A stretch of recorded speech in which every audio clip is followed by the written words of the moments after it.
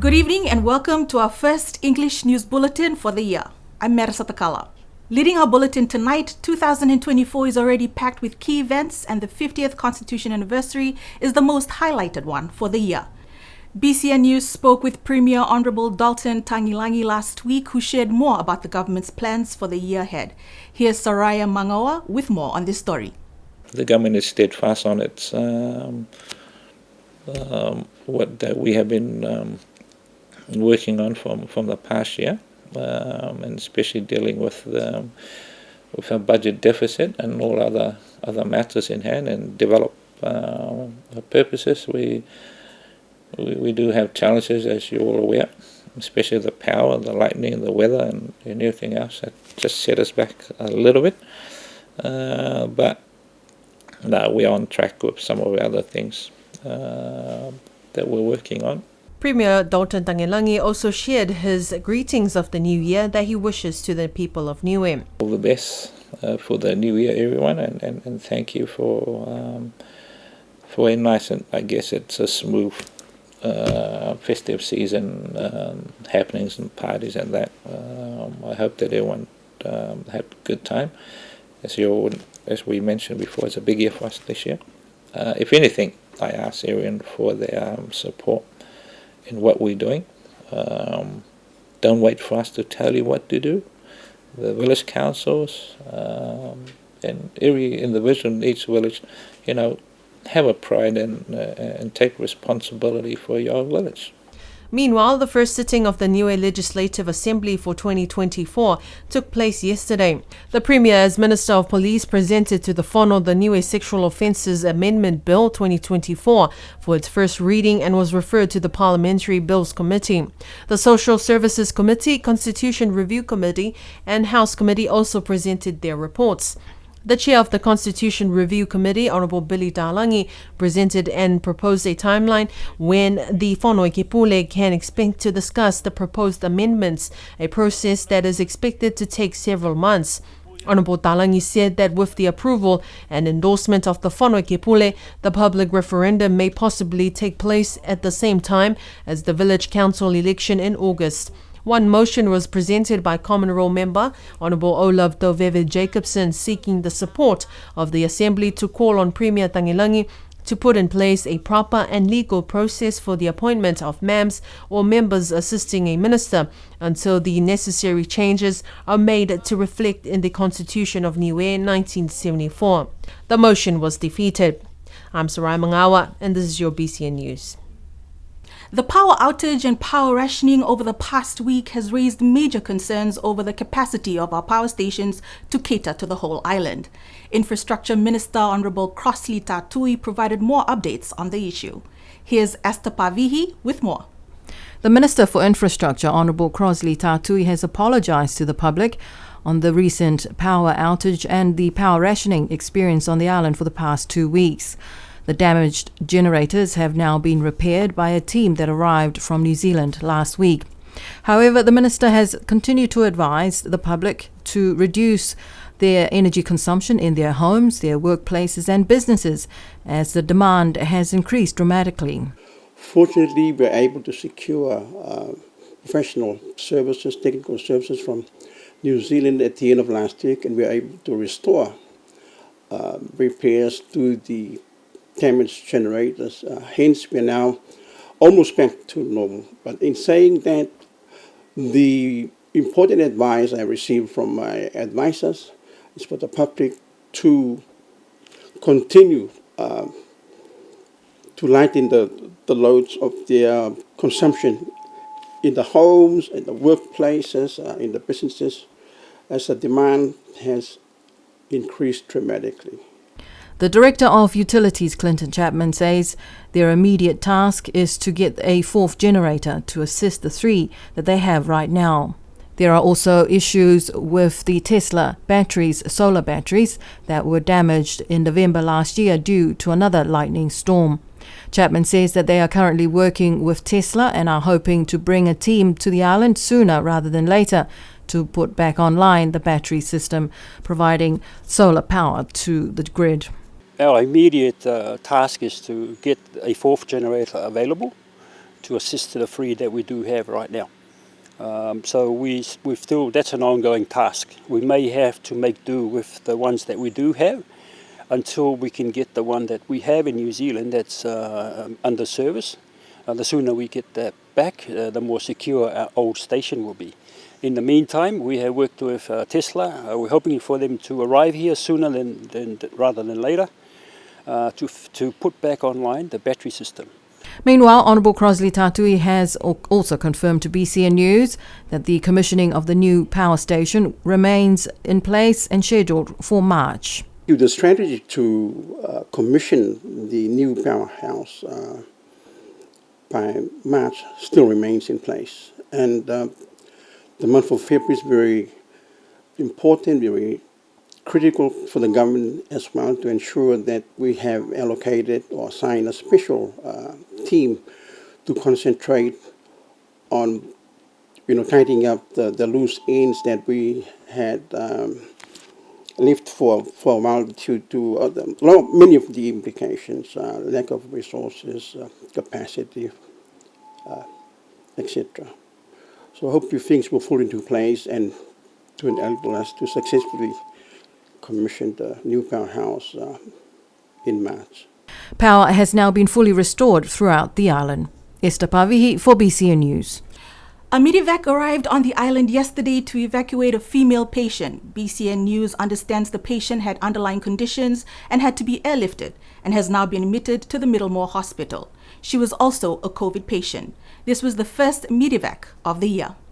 Also on our news for the year, 2 commissioners have been newly appointed for the Niue Public Service Commission, Honourable Fisa Pihingia and Mr. Fapoi Akesi. Both commissioners commenced their roles on 22nd January last month. Honourable Pihingia recently returned to Niue after completing his term as the Niue High Commissioner to New Zealand in Wellington. He has a remarkable career spanning over 60 years in various government roles. Mr. Akesi is a respected leader and a former Director of Community Affairs who worked for the public service for over 40 years. Public Service Commission Chairperson Mrs. Talangi Hekesi expressed enthusiasm for the new appointment and is looking forward to working with them throughout their terms.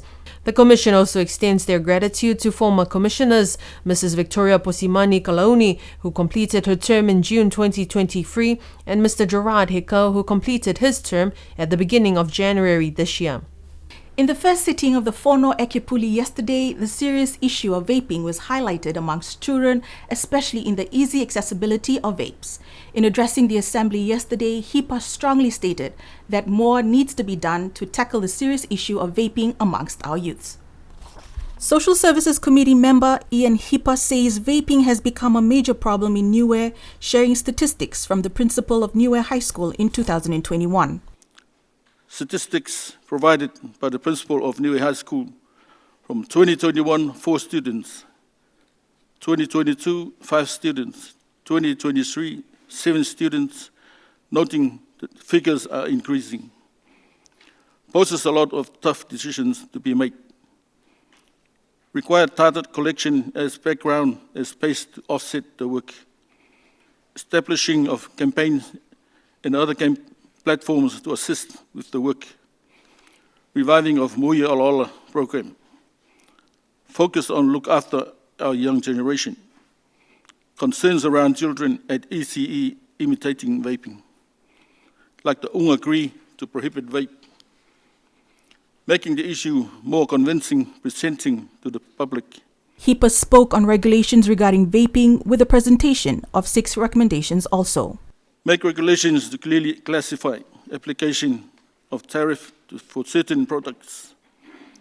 Regulate the import of products. Cabinet control duty. Youth Council strongly support prohibiting e-cigarettes and vapes with no further discussion. This is becoming a real problem for the young people in Niue. High number of young people using. There is full support to prohibit e-cigarettes and vape on Niue, as outlined in the report. Contributors to the discussion of this motion shared common view towards the issue, which is to prohibit e-cigarettes on Niue immediately. Minister for Education and Social Services Sonia Talangi says vaping affects us all. She said education and awareness of our legislation is critical for everyone to understand the seriousness of the issue. Vaping affects all of us. Tobacco companies purposely have targeted our children because we have been educated on the harm of tobacco smoking. We know better now, and we need to help our children and our communities in general understand that this is just another cycle targeting them. The legislation is there, and as the members have said, education and awareness of our legislation is critical for everyone to be aware of and understand. No stranger to Niue, and with 50 years of experience, veterinarian Dr. Brian Gartrell is back on the island this week, and this time working alongside the Pacific community to conduct a paravet training. Dr. Cottrell, who is passionate for animal welfare, having worked for the renowned non-profit organization The Rock Vets Niue, hopes the training will create more awareness, especially on what to do if we get an exotic disease on the island. More awareness and education is required when it comes to animal welfare and the handling of any livestock that enters Niue.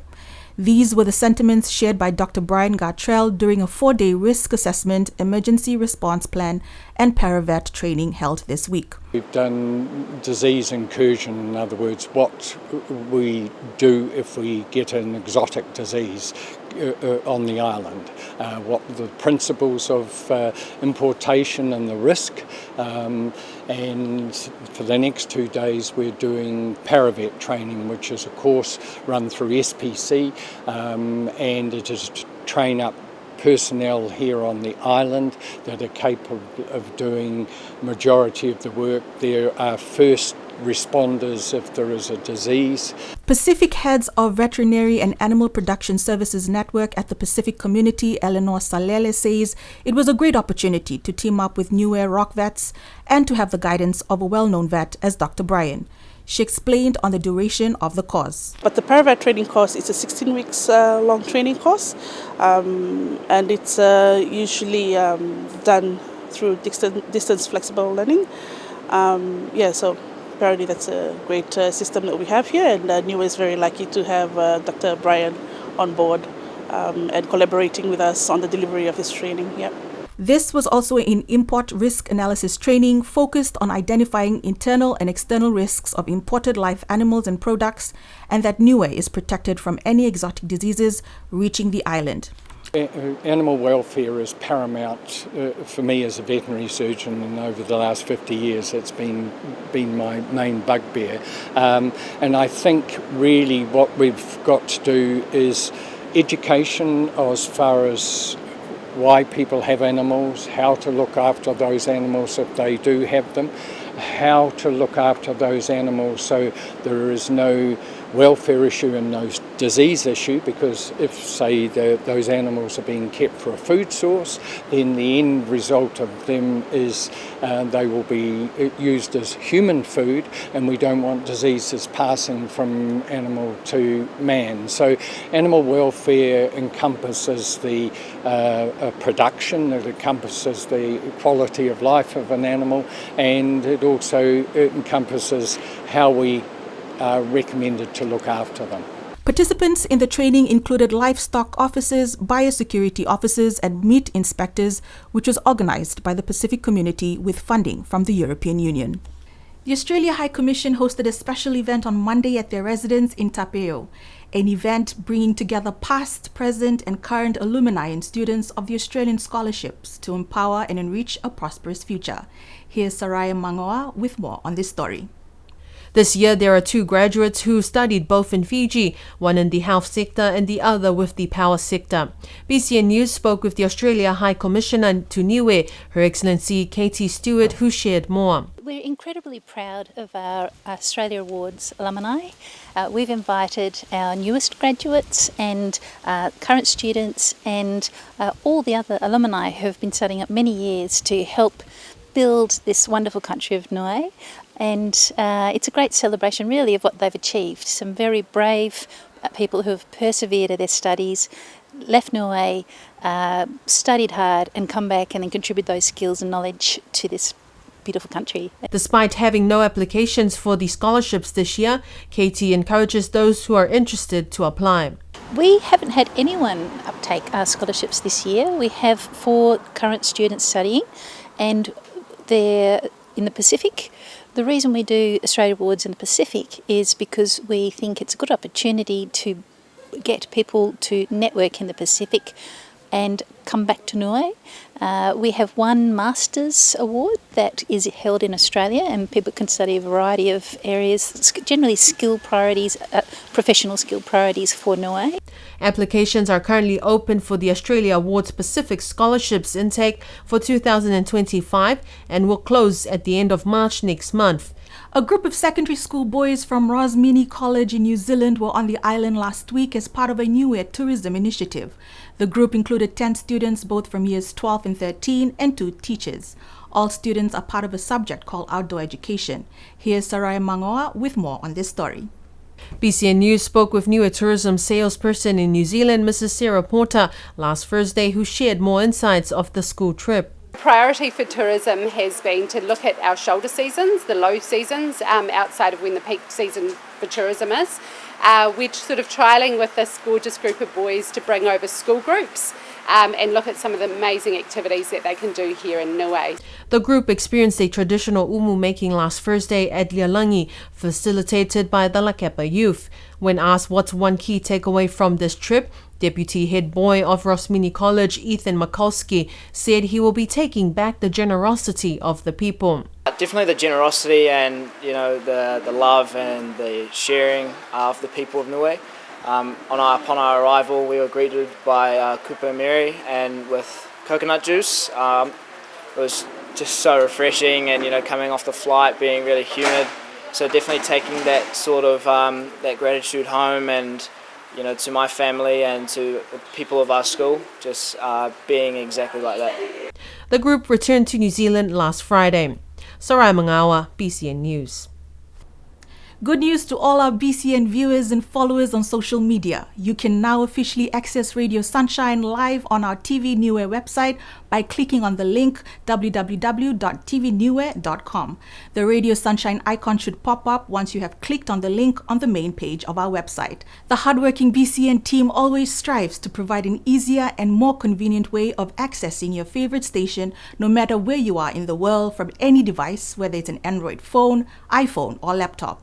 And if you're having issues with tuning in to Radio Sunshine at your location, you can also download our BCN app on Google Play Store to access Radio Sunshine and all of our updated community news that matter. And that's our news bulletin for tonight. Join us next Tuesday for our Vangahau Niue Bulletin with Saraya Mangawa. Until then, good evening.